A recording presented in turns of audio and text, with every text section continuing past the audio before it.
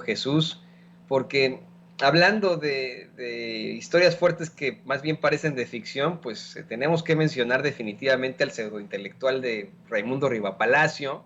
quien, según esto, publica la secuela del Culiacanazo en su columna estrictamente personal de Eje Central. Permíteme leerte un extracto, no la voy a leer completa porque este señor da una hueva impresionante con las fakes que se inventa constantemente, ha sido cachado en la mentira varias veces, ha sido, pues vamos, enfrentado una y otra vez, ha sido exhibido por una aversión que tiene absoluta en contra del presidente López Obrador y además, pues y encabezar fake news que al final lo dejan simple y sencillamente con la cara, ¿no? Con la cara ahí que tiene. Y además, hay que decirlo con todas sus letras, era para muchos el vocero de Genaro García Luna en su momento. Bueno, pues publica esta columna Raimundo Rivapalacio. Dice, el momento que define hasta ahora el fracaso del combate al crimen organizado del presidente Andrés Manuel López Obrador es el 17 de octubre de 2019, cuya historia aún tiene varios capítulos por contarse y la consecuencia de las decisiones tomadas en Palacio Nacional aquella tarde. Aún no se alcanzan a ver en toda su dimensión porque siguen generando secuelas. La última, Ovidio Guzmán, el hijo de Joaquín El Chapo Guzmán, a quien el presidente ordenó liberar para evitar una matanza en Culiacán, pero jamás se instruyó para que fueran tras él, para capturarlo.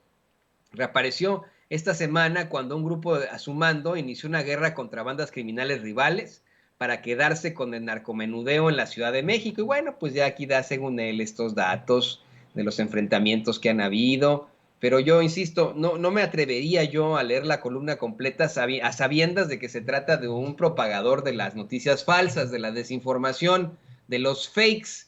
un pseudo intelectual que ha pertenecido incluso a gobiernos. Él ha sido señalado de haber estado al frente de Notimex en tiempos de Salinas de Gortari, fue muy cercano, como te lo comentaba, y como tú bien sabes, querido Jesús, fue muy cercano a Genaro García Luna, es uno de los que primero que todos iban al búnker de Genaro García Luna. ¿Tú qué opinas sobre esto? Eso, ratificar lo que es lo que señalas, mi querido Toño, o sea, ¿qué credibilidad puede tener este señor Raimundo Riva Palacio,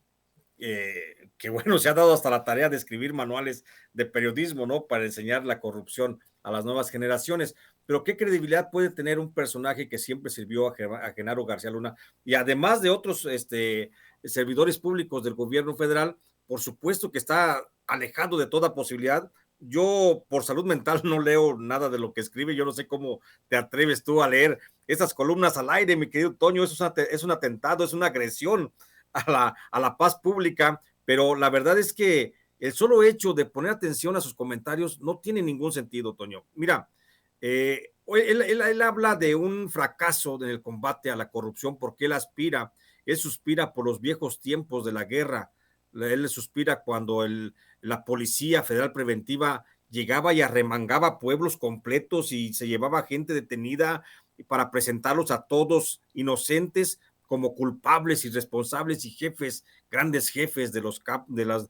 cárteles de las drogas. Eso es lo que aspira el encarcelamiento de personas injustamente detenidas y procesadas y acusadas de ser miembros del crimen organizado. Eso es lo que él quiere, volver a esos tiempos. Por supuesto que no se puede regresar a aquella barbarie del presidente Felipe Calderón cuando el vocero principal era justamente él, Raimundo Riva Palacio. Digo, por salud mental no debemos de creer eso. No hay ninguna falla en la estrategia de combate al narcotráfico en México, pienso. Hay cosas que hay que ir aceitando, sí, hay cosas que hay que ir recomponiendo, sí, pero también hay que reconocer que en esta parte del gobierno, hasta lo que va del gobierno del presidente López Obrador, se ha logrado tocar y avanzar mucho en el combate al narcotráfico, tocando una de las fibras que nunca se habían tocado, mi querido Toño, que es atender las causas de la pobreza en los lugares más marginados para que justamente la población más vulnerable no sea rehén del narcotráfico y que los jóvenes y los muchachos y los niños no sigan alimentando las filas de sicarios de los cárteles de las drogas. Y esto yo lo decía la otra vez con mi querido Vicente, esto ya se comienza a notar, ya hay falta de mano de obra en los cárteles de las drogas, mi querido Toño. yo te puedo asegurar que ya en este momento ya están muy cotizados los,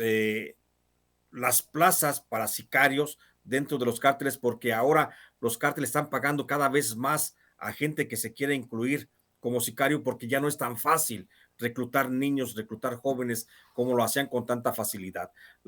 No te voy a decir cifras ni nada por el estilo, porque son temas muy delicados, pero cada vez los cárteles como el Jalisco Nueva Generación, como los Templarios en Michoacán, como la familia michoacana, como los Beltrán Leiva en Morelos o en la zona de Guerrero, cada vez ofrecen más cantidades de dinero a quienes se quieran incluir en los cárteles, porque cada vez es más gente que dice, espérame, yo ya no quiero irme de sicario porque yo ya tengo una beca para estudiar, yo ya tengo un trabajo sembrando vidas, plantando árboles frutales en mi comunidad y aunque sea poco, lo prefiero para vivir tranquilamente, yo ya tengo fertilizante para sembrar mis tierras. O sea, hay mucha gente que con esos programas que son tan criticados del gobierno federal y que dicen que son dádivas y que es fomentar la flojera y que, ya sabes, el discurso de los neoliberales está dando resultado, mi querido Toño. Hoy cada vez es más difícil que las células criminales lleguen a una localidad y ya no es como antes que se apiñaban los muchachos en torno a las camionetas para decir, hey, dame chamba, yo quiero trabajar, yo quiero irme contigo, dame una pistola y soy tu sicario. Ya no es como antes, Toño. Antes me tocó ver esas escenas dolorosísimas, por supuesto, de muchachos apiñados en torno a las camionetas del narcotráfico pidiendo trabajo. Hoy no, hoy es más difícil, cada vez es más difícil que la gente, que los muchachos, los jóvenes, los niños de las comunidades se puedan incluir en el narcotráfico y esto es parte de la estrategia del gobierno del presidente López Obrador para combatir el narcotráfico. Es cierto, falta ir y dirigir la acción de inteligencia, porque también hay algunas fallas, y hay que decirlo, en el Centro Nacional de Inteligencia, también hay muchas fallas todavía de investigación respecto a la movilización de los grandes capos, pero se está avanzando en lo fundamental y sobre todo se está evitando que cada vez más niños se puedan incluir al narcotráfico y eso es producto de esta campaña. No es cierto que esté fallando la estrategia contra el narcotráfico. Está yendo lenta porque es una campaña y es una estrategia a muy largo plazo que seguramente no se va a completar al término de este sexenio y que se tendrá que continuar en el próximo sexenio, sin duda alguna. Próximo presidente o próxima presidenta que tenga México tendrá que continuar con esta estrategia del presidente López Obrador. Pero hoy, mi querido Toño, yo te puedo asegurar que es cada vez más difícil para los jefes del narcotráfico conseguir este tipo de jóvenes que están queriéndose incluir al narcotráfico. Eso me da mucho gusto escuchar, querido Jesús. De verdad, que de ti venga esta situación de un periodista de investigación, un periodista que ha hecho una serie de revelaciones fuertes, un periodista de a pie. Me da mucho gusto escuchar que poco a poco, pero va cambiando la intención de los jóvenes. Yo siempre lo he dicho, es una situación generacional en todo caso. Y fíjate, ayer presentábamos aquí en Sin Censura un reportaje que hizo Vicente Serrano en Cerro Verde, Oaxaca, una de las comunidades a las que desafortunadamente tuvieron que regresar pues a algunos jóvenes que murieron en la tragedia de San Antonio luego de que fueran abandonados en un tráiler, precisamente en condiciones infrahumanas.